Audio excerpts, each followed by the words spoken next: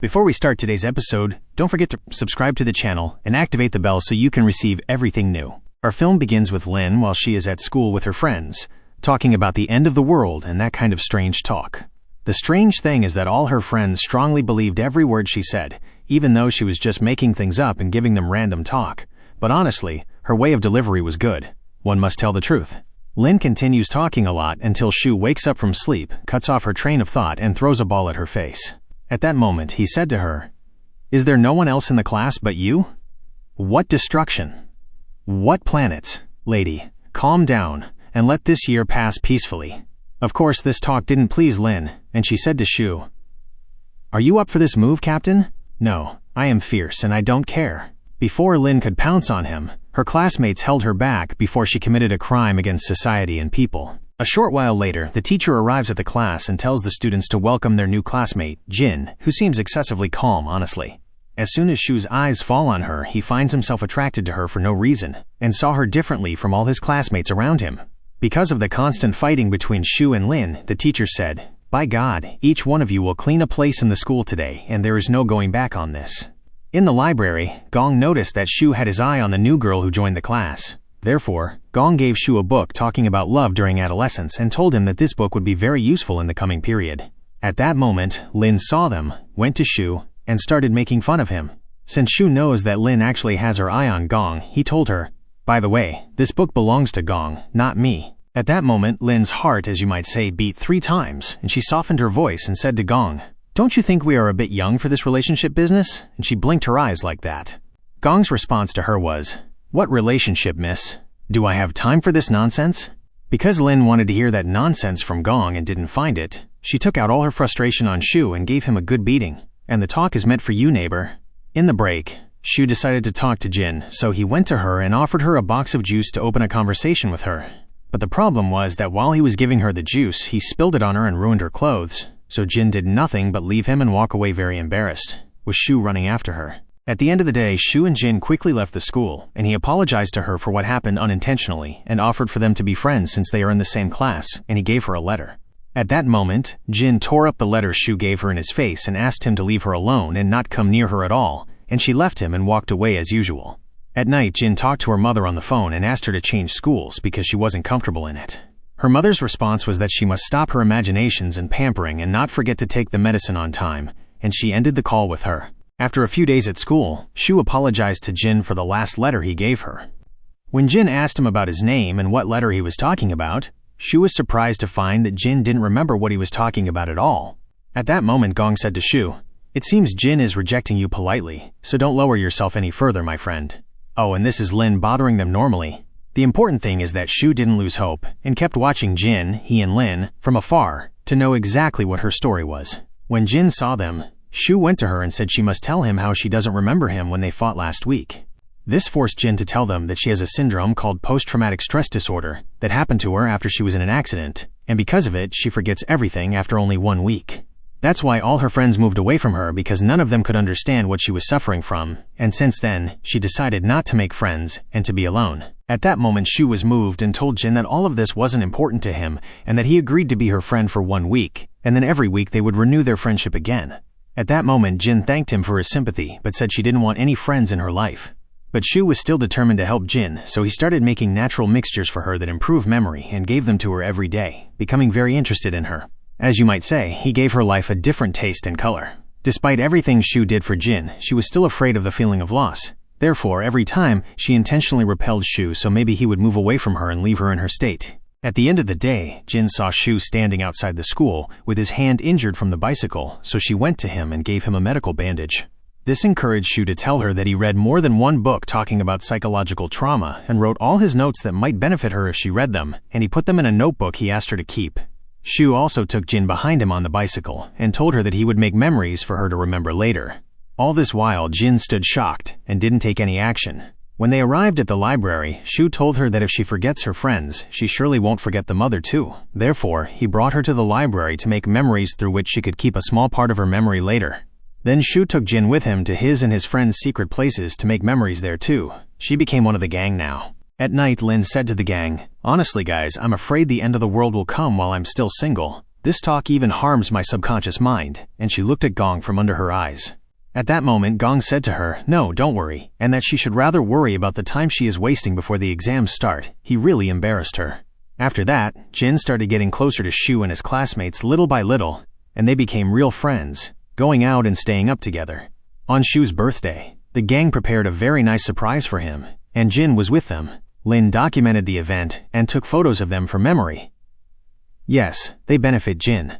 Jin gave Shu his birthday gift, which was sweets she made for him herself, and of course, this made Shu very happy. He told Jin that even though her memory only lasts a week, he would stay by her side and love her until the last day of his life. And a bit of that romance, you know. But I won't tell you everything, because I'm protecting the feelings of the single siblings, nothing more. After the week ended, Jin forgot everything. At that moment, Shu tried to remind her of him and took her to the place where they celebrated his birthday, but unfortunately, the place was closed at that time. Jin told Shu that she didn't remember anything about them, left them, and returned to the class. At the end of the day, Shu told Jin she must find her diary because it contains all their memories, and informed her that he would do the impossible to enter the same university with her and be by her side. Jin's response was that it wasn't important to her, and even if she didn't have this syndrome, she wouldn't want to know him or be friends with any of them, and she said very hurtful words to him honestly. This made Shu's tears fall, and he felt sorry for himself, but Jin also did this unintentionally because of her fear of loss and that she isn't a normal person like her other classmates. After that, Shu gets tired and Jin goes to visit him. There she sits with his mother, who tells her about Shu and his adventures when he was young. It's clear on Shu's mother that she knows Jin, and it's not the first time seeing her. When Jin returns home, we learn that she was with Shu in his old school before they transferred, and Shu was in a relationship with her close friend Suzy. The surprise is that Jin doesn't have any syndrome at all. All of this was an act she put on for something within herself that we don't know anything about until now. Later at school, Gong and Lin confronted Jin with what they found out and told her they were sure she wasn't sick or anything. Gong was able to find out through Jin's school papers that she knew Shu before because, as I told you, they were in the same school. At that moment, Jin kept crying and apologizing to Gong and Lin because she lied to them, and she decided to tell them the truth. The one who actually lost his memory and is sick is Shu, not her. Jin tells us the story when she, Suzy, and Shu were at the lake. There, Suzy told her that she put a letter confessing her love to Shu among his things. They were in the boat while Shu was arranging some things and would go to them. When Suzy saw Shu holding the letter, she became very nervous and lost her balance, falling into the lake.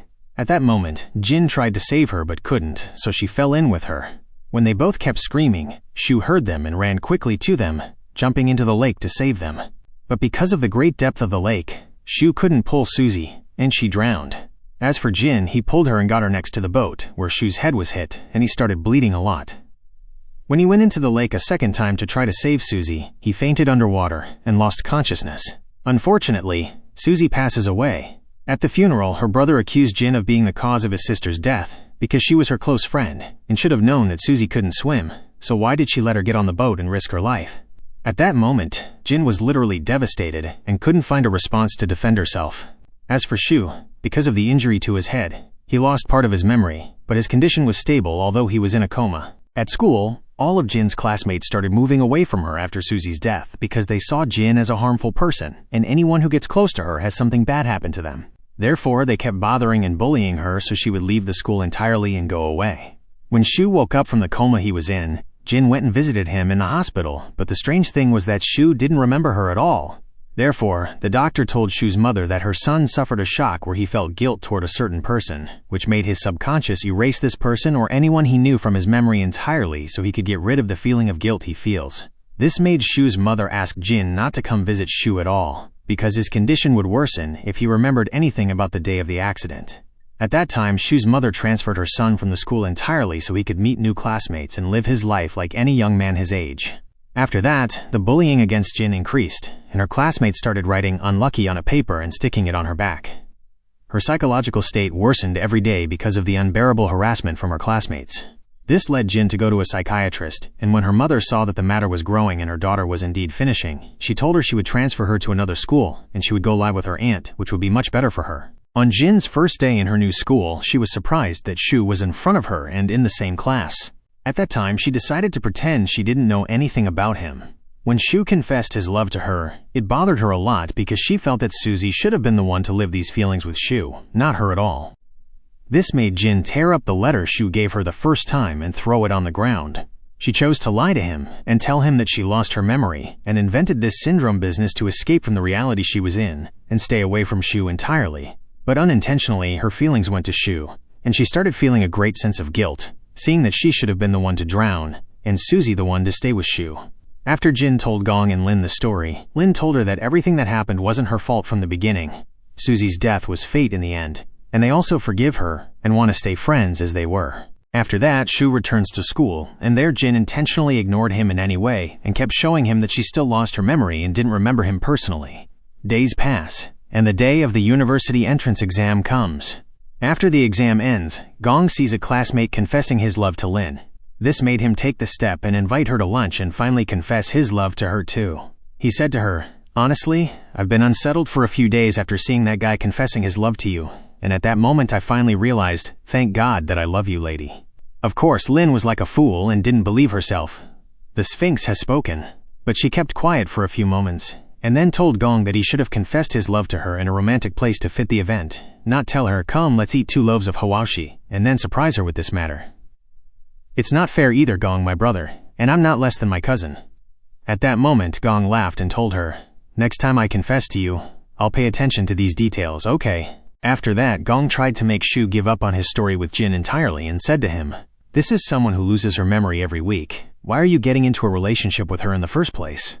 At that moment, the atmosphere became tense between them, and they grabbed each other's collars because Shu saw that Gong was belittling Jin because of her illness, which he could never accept from him. In the middle of the fight, they both fell into the water. At that moment, Shu remembered the time he was in the lake with Suzy and Jin and saw Suzy drowning before his eyes again. When he got out of the water, Shu asked Gong about Suzy. At that time, Gong didn't know how to answer him or what to say. Therefore, Shu ran quickly and went to Jin's house.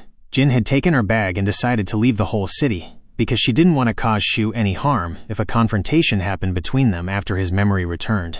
After that, Jin went to the village she went to with Suzy the last time and remembered the time she, Suzy, and Shu were together there and how happy Suzy was to confess her love to Shu. There, Jin got on the boat in the lake and stayed lying in it, hoping that all that passed was a dream and she would return to her old life and Suzy would return again too. When Shu regained his composure and learned the truth, he went and visited Suzy's grave. There he saw her brother, who took him to the house and gave him a box containing photos of him that Suzy had kept in her room.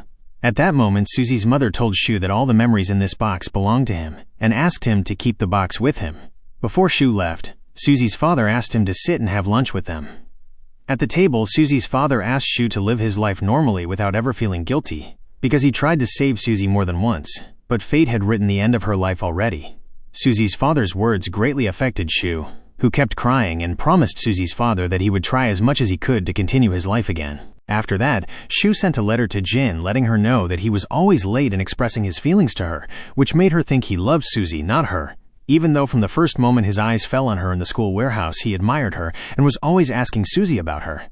He expressed that he greatly appreciates that they both need time to heal from what happened to them, which made him decide not to see her and send her a letter telling her everything in his heart until time allows and they meet again. Days pass, and at that time Jin decides to meet Shu. When she went to his house, his mother told her he wasn't there and had probably gone to their old school. At that time, Jin went there immediately, and as soon as Shu saw her, he ran toward her, overwhelmed with joy. Jin apologized to him for hiding everything that happened, and that she had no other choice but what she did. Shu's response to her was that he wasn't angry with her and appreciated everything she went through. Therefore, their hands must be in each other's hands, and only then will they be able to overcome all the feelings of sadness in their hearts. With fireworks, Jin celebrated with her friends their return to each other as one gang again to open a new page of their lives with their true feelings toward each other. Our film ends with the saying, "Memories of the past are what make us who we are in the future. Therefore, never forget a memory, no matter how painful, it made you the good person you are now." See you in a new summary. Peace.